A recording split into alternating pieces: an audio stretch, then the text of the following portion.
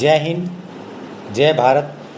मेरे सभी दोस्तों और मेरे सभी बड़े भाई बहनों, मैं एक आपको बात बताना चाहता हूँ जो कि मैंने लास्ट 15 से 20 दिन तक पेशेंट और उनके साथ रहने वाले के साथ बातचीत करके मैंने जो कोविड के बारे में जो जाना है उसके बारे में आपको बताना चाहता हूँ।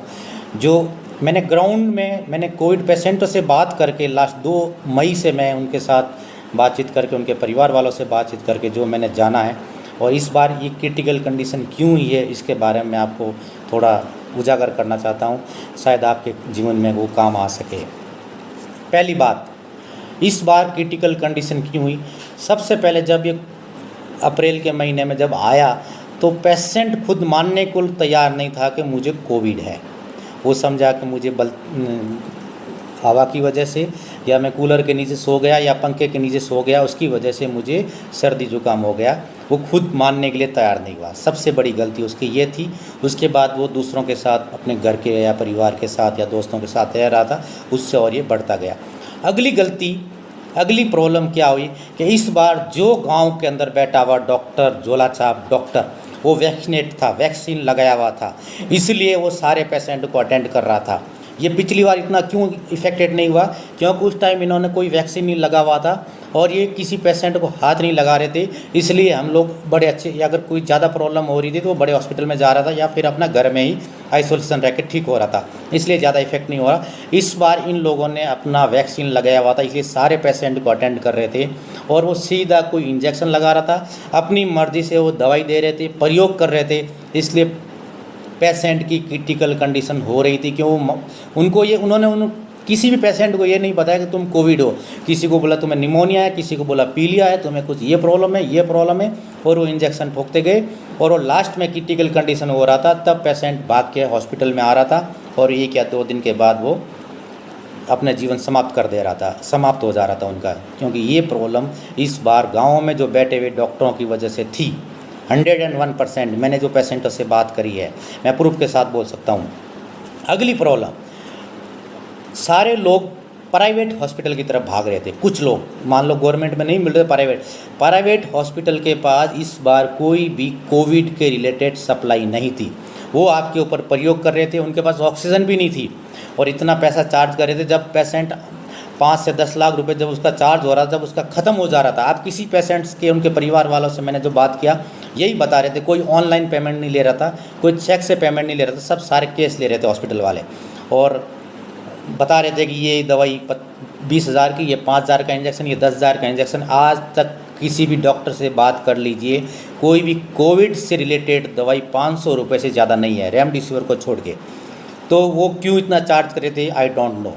उसके बाद जब उनको लग रहा है कि अभी पेशेंट ख़त्म होने वाला है और उसके पास अभी कुछ नहीं बचा देने के लिए, तब वो डिस्चार्ज कर देते, बोले जाओ एमडीए में भर्ती हो जाओ, एम्स में भर्ती हो जाओ। तब वो लास्ट में वहाँ आते थे। कुछ पेशेंट बच जा रहे थे लेकिन कुछ ख़त्म हो जा रहे थे, क्योंकि उनकी क्रिटिकल कंडीशन हो जाने के बाद वो आ रहे थे। मैं आपको दावे के साथ बोल सकता हूँ, आप किसी गवर्नमेंट हॉस्पिटल, एमडीएम चाहे एम्स के अंदर बात कर लीजिए, जो पेशेंट शुरू में उस हॉस्पिटल में एडमिट हुआ है वो पेशेंट ठीक होके गया है। अगर किसी ने प्राइवेट या गांव में इस तरह से किसी डॉक्टर से इलाज नहीं कराया, डायरेक्ट हॉस्पिटल के अंदर आया है, वो पेशेंट ठीक होके 101% ठीक होके गया है। मैं 100 में से कोई 1 या 2 पेशेंट बता सकता हूँ जो ऐसे हो सकते हैं, बाकी 98% ठीक होके गए। और जो प्राइवेट हॉस्पिटल से यहाँ अंदर आए वो ठीक नहीं हुए। तो ये हमारी सबसे बड़ी गलती थी कि हम प्राइवेट में भाग रहे थे या गाँव के अंदर भाग रहे थे और ये हम गलती कर रहे थे। तीसरी हम गलती कर रहे थे, अगर पेशेंट का ऑक्सीजन लेवल 70 या 80 के नीचे है तो अगर जो अटेंडर है वो बंदा पेशेंट को ठीक ठाक करके ले जा सकता है। क्योंकि जो हॉस्पिटल के अंदर स्टाफ है वो आपकी उस वार्ड के अंदर 20 पेशेंट होते हैं, 22 पेशेंट होते हैं, 25 पेशेंट होते हैं, वो सबका ध्यान नहीं रख सकते हैं। तो जो पेशेंट जिसका ऑक्सीजन लेवल 80 से नीचे आ जाता है तो ऑटोमेटिक ऑक्सीजन, जब मास्क लगा हुआ है तो वो हटाने की कोशिश करता है और रात को अगर आप उसके पास नहीं होते, पेशेंट के पास, तो ऑक्सीजन लेवल हटा देता है, ऑक्सीजन मास्क हटा देता है। तो वो सुबह तक उसका ऑक्सीजन वैसे ही गिरा होता है और वो पेशेंट डेथ हो सकता है। इसीलिए जो उनके साथ रहने वाले जो अटेंडर हैं वो कृपया ध्यान रखें कि पेशेंट ऑक्सीजन किसी भी टाइम नहीं हटाए। जिसका ऑक्सीजन 80 या 90 से 80, 80 या 85 से नीचे है वो उसका ऑक्सीजन पक्का लगा के रखें। ये मैं वार्ड के अंदर रह के मैंने खुद महसूस किया है, मैं लोगों के पास जाता हूँ, मैं काफ़ी गाँव वालों के पास गया और उनको मैंने समझाया, तो वो मैंने डॉक्टर साहब से बात किया, आर्मी हॉस्पिटल के डॉक्टर साहब से बात किया, उन्होंने यही बोला अगर पेशेंट कंटिन्यू ऑक्सीजन ले रहा है तो उसके ऊपर मेडिसिन भी इफेक्ट करेगी और सब कुछ इफेक्ट करेगी। लेकिन उसने ऑक्सीजन हटा दिया, हम बाथरूम के टाइम जाने के लिए अगर आप हो सके तो उसको बेड के ऊपर भी, अगर उसकी ऑक्सीजन लेवल नीचे है, आप बेड के ऊपर उसको जो भी उसका प्रॉब्लम है वहीं आप सॉल्व करिए, लेकिन आप उसको ऑक्सीजन हटाइए मत। 5 मिनट आप खाना पाने के लिए आप हटा सकते हो, लेकिन आप कंटिन्यू 20 से 25 मिनट या पैरों पे चलने के टाइम आप उसका ऑक्सीजन मत हटाइए, क्योंकि ऑक्सीजन लेवल उस टाइम बहुत नीचे गिर जाता है और पेशेंट डेथ कर जाता है। इसलिए सबसे बड़ी बात, अगर अटेंडर है साथ में तो ऑक्सीजन लेवल उसका रखें।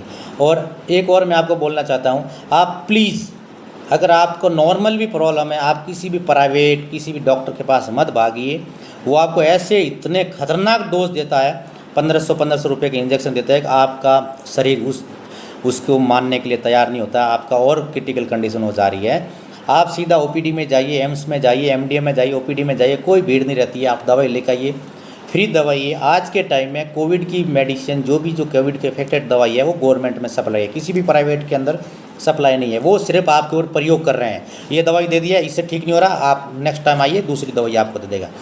एक टाइम डॉक्टर को दिखाने का चार्ज मतलब इतनी महंगी 25-25 हज़ार रुपये की दवाई दे। आप खुद हॉस्पिटल गए होंगे, आप पता कर लीजिए किसी से, 25-25 हज़ार का उनका पर एक दिन का बिल बन जा रहा है, सिर्फ वो डॉक्टर को दिखा के आता है, पता नहीं कौन सी इंजेक्शन दे रहा है। एम्स का डायरेक्टर बोल रहा है दिल्ली का कि कोविड की कोई भी रेमडेसिविर को छोड़ के कोई भी 500 रुपये ज़्यादा कोई भी महंगी दवाई नहीं है जो कोविड को इफेक्ट करती है, लेकिन वो आपका 25-25 हज़ार का बिल बना दे रहे हैं और आपका शरीर वो दवाई खाने का लायक नहीं होता उस टाइम, और आपकी कंडीशन और ख़राब हो जा रही है।